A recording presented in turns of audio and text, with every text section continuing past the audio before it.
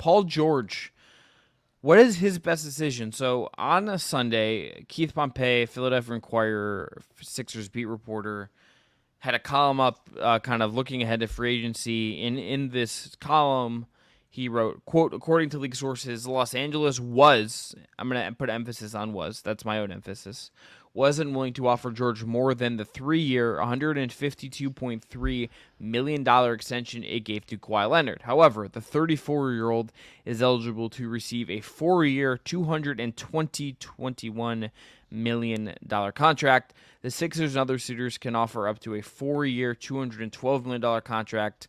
The Clippers are holding out hope that George, a Southern California native, will take less money to remain close to home.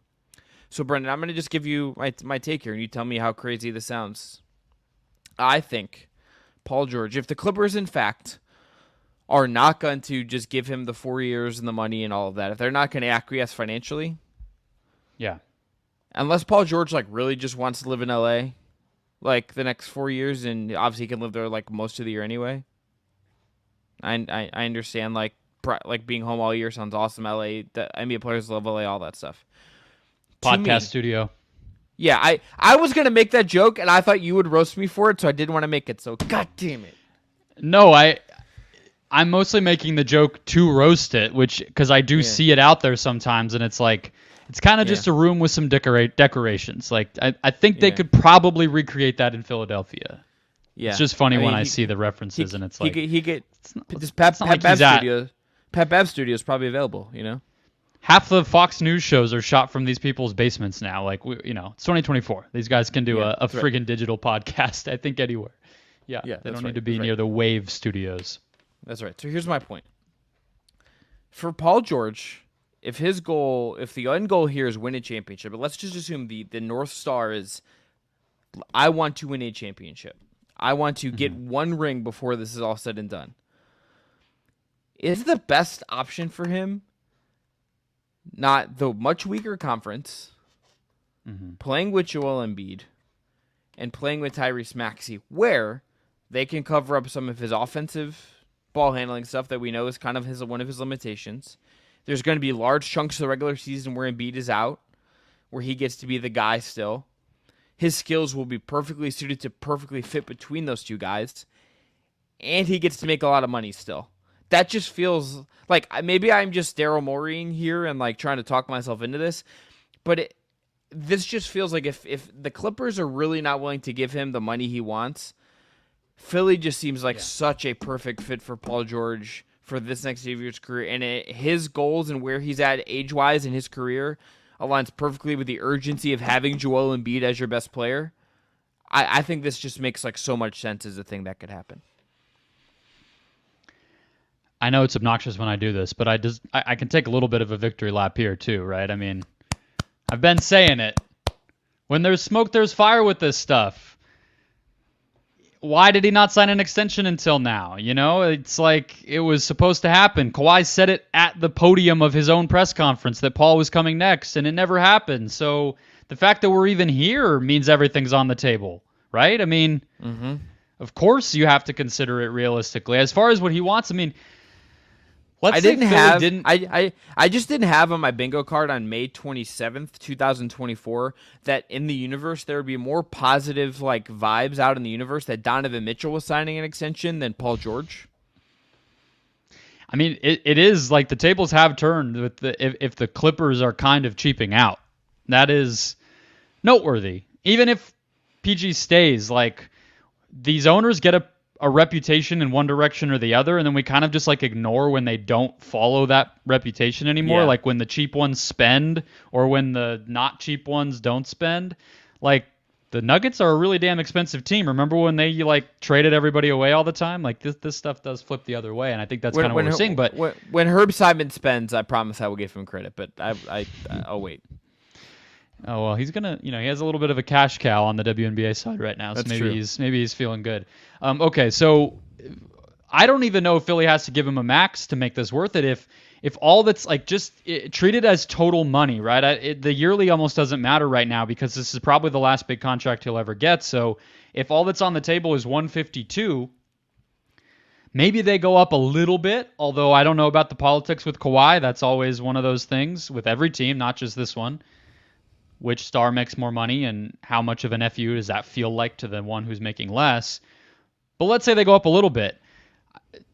If the Sixers are willing to give the fourth year, they don't even have to go to 212. They could go to like 190 and probably still have a massive advantage money-wise over whatever LA is going to give. So this almost feels like as long as he's interested in going to the Sixers, like I'm almost to the point where I'm like, just don't screw it up. You're going to get Paul George on your team. Like that's how confident I feel about this.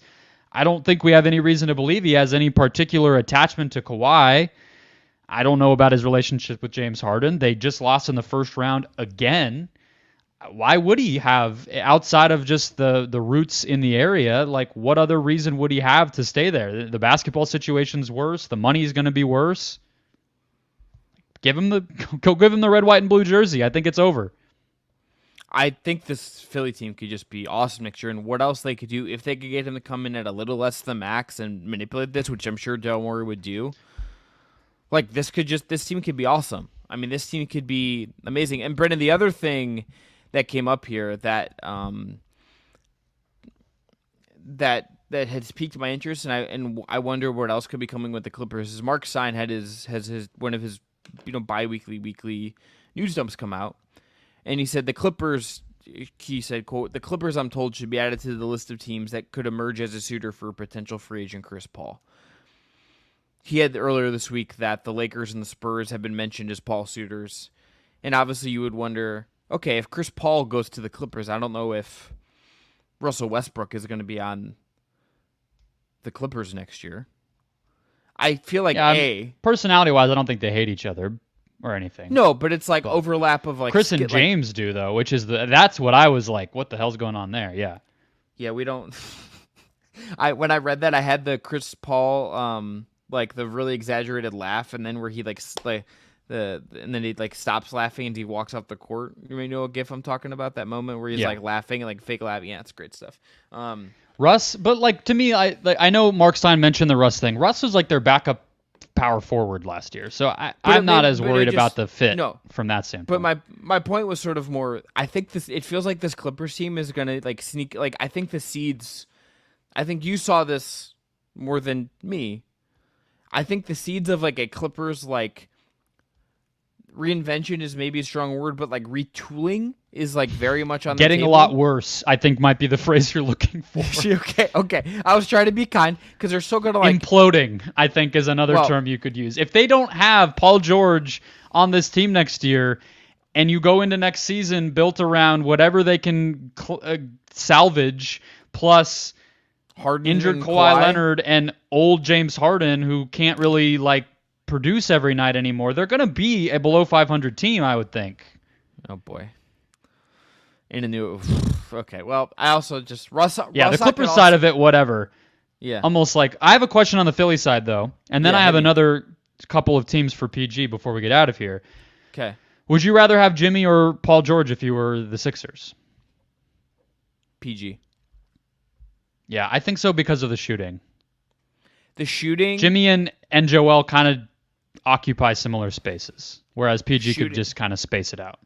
Look, obviously injury concerns with both guys at their ages, their track record the last couple of years. I trust PG just to be a little bit more available. I like the shooting, to your point. I just love Tyrese Maxey, Brendan, and I don't want to take away from Tyrese Maxey like at all. And Jimmy, by nature of what Jimmy does, is going to eat away at Maxey a little bit, and Paul might a little bit when you need him to in the playoffs and stuff. When you need the offense to have like just another perimeter ball handler guy, but not as like inherently as Jimmy would. So I'll take Paul George, and I also just think like defensively, I want Paul's length. I want that guy. There's also a question to me, I think, in here. Whether it's the Clippers or wherever he ends up, what does he think he is right now? Because he has gotten a lot worse with a lot of the stuff that you're talking about. Even then, we've always had some questions about Paul George as an on-ball player, even in Indiana, let alone all the other places he's played. But even since like 2021, when he kind of put that team on his back to close out against the Jazz and then pushed the Suns to 6 in the conference finals that year. He's not even that anymore. No. He is not really an on-ball offensive player at this point in his career, but does he think he is? That's an open question and would affect, even if he's getting all the money in the world in a great basketball situation, just thinking about bringing him in, I would be wondering that. Does he think he's better than Tyrese Maxey? I don't know. Like hierarchically, I get it, but he's not. So as far as what he, as a creator, Maxey's better at that. Other situation worth considering, sign and trade with the Knicks. Yeah, the Knicks, I really just generally want the Knicks to just do something this summer, and this would obviously just count as something. Mm-hmm. I'm honestly just kind of rooting for a Butler-Tibbs reunion up there at this point. That's kind of just, as I'm like putting the puzzle pieces together in my head heading into the NBA offseason, that's just sort of where I've clicked Butler in, but who knows? I just like it. I like another Tibbs guy in New York, and I'm worried about Jimmy's body. Yeah, well, of course. I mean, already he's not even back with Tibbs yet, and I'm already worried about his body. So that's like a workplace hazard. Like he has to sign some additional paperwork if he's going to the Knicks. Yeah, are we getting him to May, or is he just like, it's like, all right, it's March, I'm done. Like this is a wrap. Like I don't know about that one. Jimmy might be at the point where he only plays April to June. That might be the best way to handle that at this point. It's kind of what he's always wanted, I think, frankly. Like I think he's just been telling us with his actions for many years at this point that he'd prefer to be on the spring calendar for the NBA, which doesn't really exist, but he wants it to. Let him make his country album for a couple months and then like show up and play basketball.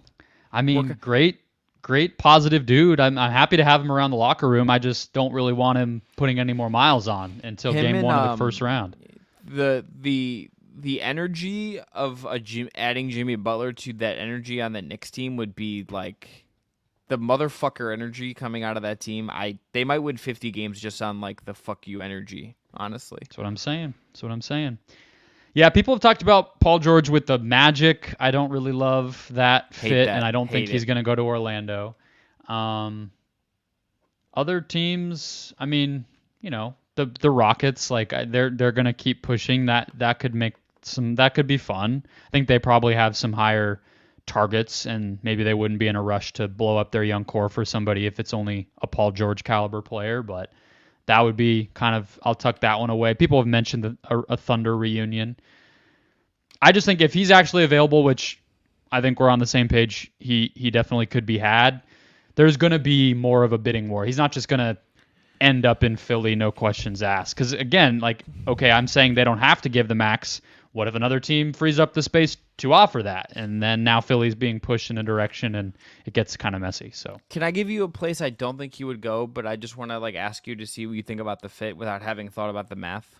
This is just like a vibe check. They're probably about to lose in the Western Conference Finals. What about like a Carl for Paul George like swap out?